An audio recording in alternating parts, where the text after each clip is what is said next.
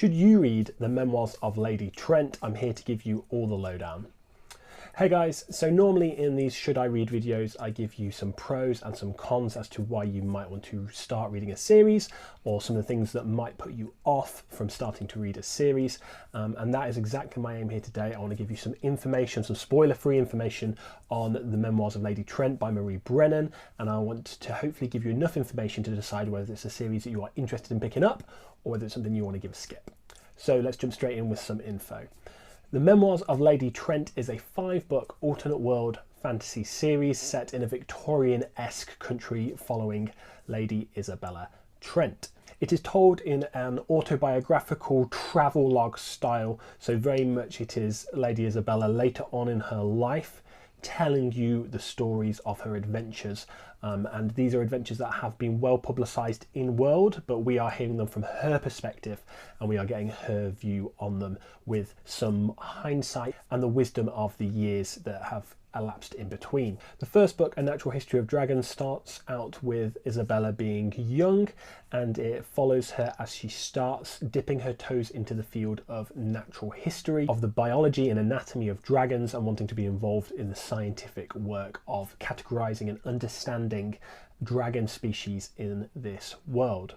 As you might guess from the Victorian-esque setting, her gender is very much an important part of this series, as her being part of the scientific community, trying to become well respected in that community, is clearly very anti-cultural. It's something that is not the norm by any stretch and is looked down on by many, and that makes up a large part of the conflict throughout this series. Usually in these videos I try to give you 3 pros and 3 cons as to why you may want to or not want to pick up a series. Now this series I found this particularly difficult, as so many things about it could be a pro or a con depending on what you like and what you're looking for. So many of the things about this series cut both ways and could be something that makes it absolutely outstanding and different and something you will love, or could make it something that you're really just not very interested in. So instead of the standard pros and cons, I'm just going to talk about a few different things, and these could cut either way, and that's absolutely fine. They're just to help you understand what is going on with the series and whether you would enjoy it.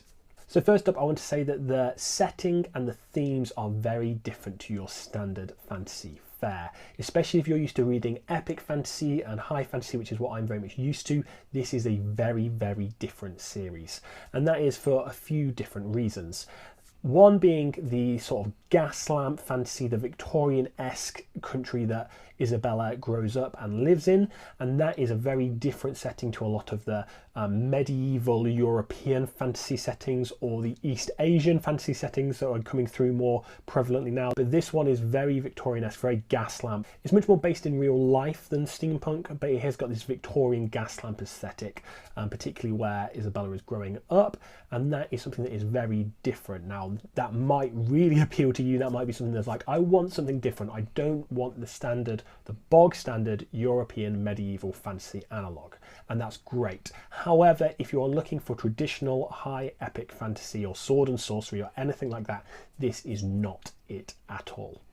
As well as the setting, there are the themes that are very different. So there is very little combat. This is not about that. This is about Isabella navigating the choppy waters of being a woman natural historian and being someone who is from a particular country when there are dragons all around the world that she wants to go and investigate and understand and study.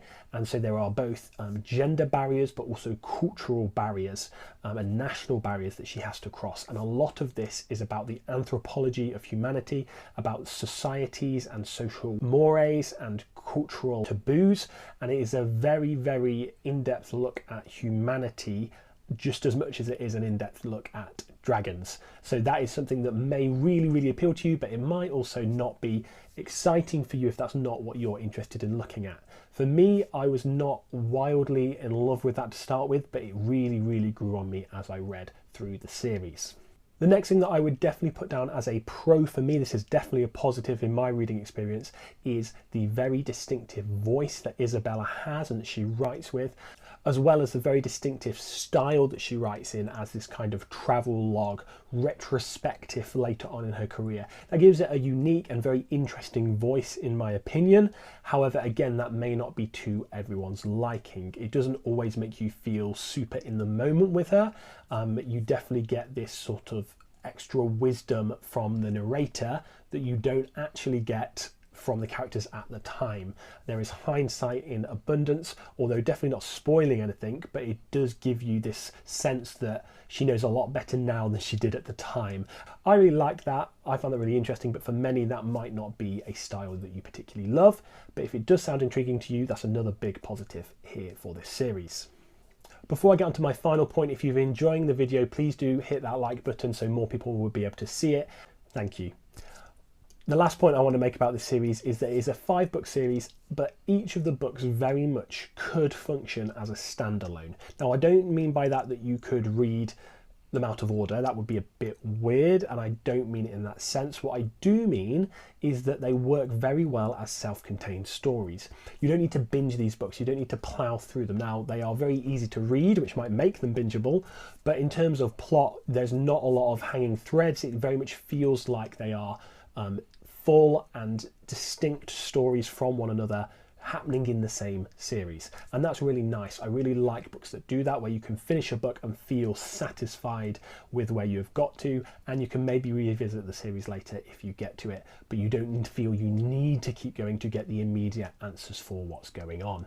The series does escalate throughout, and there is a very clear through line in the narrative, which is great as well, but they do feel like distinct events.